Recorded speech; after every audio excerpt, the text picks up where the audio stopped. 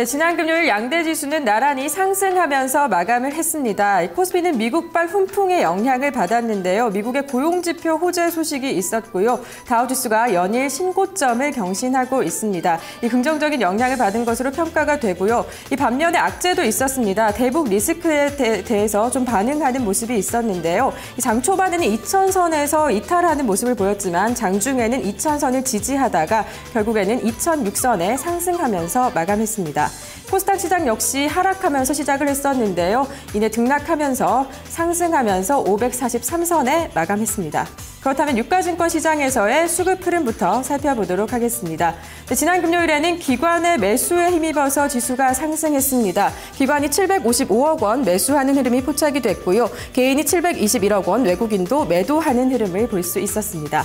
다음은 코스닥 시장에서의 수급 동향도 보겠습니다. 외국인과 기관의 쌍끌이 매수가 지수 상승을 견인했습니다. 외국인이 507억 원, 기관이 18억 원 매수했고요. 개인만 473억 원 매도하는 움직임이었습니다. 이어서 지수 선물의 흐름도 보겠습니다. 선물 3월물입니다. 강보합권에서 마감을 했는데요. 외국인이 1,704계약 매수했고요. 개인과 기관은 매도하는 흐름이었습니다. 네, 이 가운데 어제 외국인과 기관은 어떤 종목을 중심적으로 매매했을까요? 순매수 그리고 순매도 상위 종목부터 살펴보도록 하겠습니다. 네, 먼저 외국인의 순매수 상위 종목입니다. SK하이닉스가 1위를 차지했습니다. 2위는 호텔신라, 3위는 KTNG가 이름을 올렸고요. 4위에는 포스코, 5위에는 하이로코리아가 이름을 올렸습니다. SK하이닉스는 이 디램 업황이 개선될 것이다라는 전망에 영업이익이 늘어날 것이라는 평가받았고요. 강보합권에서 마감하는 흐름이 포착이 됐습니다. 또 호텔신라의 경우도 2분기 실적이 개선될 것이다라는 증권가의 호평에 3%대 급등하는 모습이었습니다. 네, 이어서 기관의 순매수 상위 종목도 살펴보겠습니다. KT가 2위를 차지했고요. 3위는 KB금융, 4위에는 LG디스플레이가 이름을 올렸습니다. 5위는 한국가스공사였는데요. 이 KT는 외국인과 기관의 수급이 엇갈리는 종목이었습니다. 기관은 매수를 일주일째 이어갔고요. 외국인은 파는 흐름을 보였는데요. 주가는 1%대 상승하는 흐름이었습니다. 네, 이어서 LG디스플레이 흐름도 보면요. LCD 업황이 개선될 것이다라는 전망이 나오면서 강보합권에서 마감을 했습니다. 네, 한국가스공사도 좀 특징적인 모습이 있는데요. 자세히 좀 잠시 후에 살펴보도록 하겠습니다. 네, 이어서 외국인과 기관의 순매도 상위 종목도 살펴보겠습니다.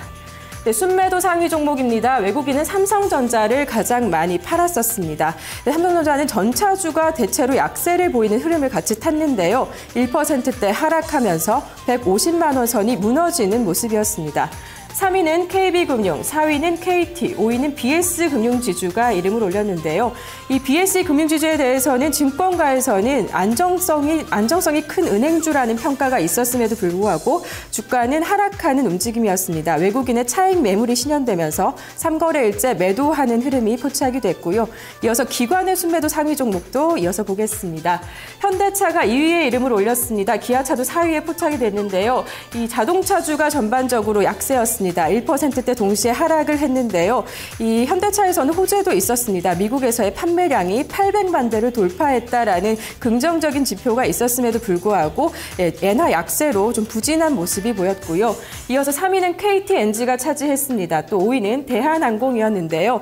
이 대한항공에는 일본 수요가 감소하면서 앞으로 실적이 좀 부진할 것이다라는 전망이 나오면서 약보합권에서 마감을 했습니다. 네, 그렇다면 외국인과 기관의 순매수 특징주부터 살펴보도록 하겠습니다. 네, 순매수 특징주는 한국가스공사입니다. 기관이 많이 샀던 종목인데요. 기관의 순매도 5위에 이름을 올렸습니다. 이 거래일째 상승하는 흐름이 포착되고 있는데요. 주가 흐름부터 살펴보겠습니다.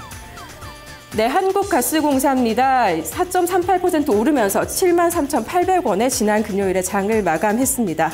네, 이런 호재는 영업 실적이 발표된 이후에 급등하는 모습이었는데요. 실적 자세히 보시면요. 매출액이 3조 311억 원 정도로 22.4% 급등했고요. 영업이익도 1조 2,660억 원 정도로 23% 정도 늘어났습니다. 순이익도 늘어나는 흐름이 포착이 됐는데요. 이렇게 영업 실적이 증가하면서 증권가에서는 앞으로 한국가스공사에 대해서 투자 심리가 개선될 것이다라는 긍정적인 전망을 내놨었습니다.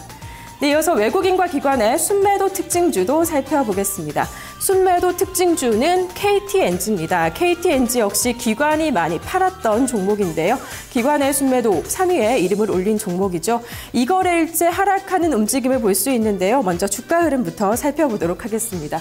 네, KTNG의 일봉 차트 보고 있습니다. 담배값 인상이라는 이슈가 제기되면서 매도 물량이 출하됐었는데요. 매도에 따라서 지수가 하락하는 모습을 볼 수가 있고요. 지난 금요일에는 300원 내리면서 75,900원에 장을 마감했습니다.